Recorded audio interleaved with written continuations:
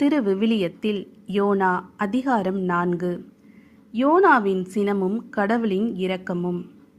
ஆனால் இது யோனாவுக்கு சிறிதும் பிடிக்கவில்லை. அவர் கடுஞ்சினங்கொண்டு ஆண்டவரிடம் முறையிட்டார். ஆண்டவரே, நான் என் ஊரை விட்டு புறப்படும் முன்னே இதைத்தானே சொன்னேன். இதை முன்னிட்டே நான் தர்சீசுக்கு ஓடிப்போக முயன்றேன். நீர் கனிவு மிக்கவர், இரக்கமுள்ளவர், மிகுந்த பொறுமையும் அளவிலா அன்பும் உள்ள கடவுள் என்பது எனக்கு தெரியும். அழிக்க நினைப்பீர், பிறகு மனதை மாற்றிக்கொள்வீர் என்பதும் எனக்கு அப்போதே தெரியும். ஆகையால் ஆண்டவரே, என் உயிரை எடுத்துக்கொள்ளும்.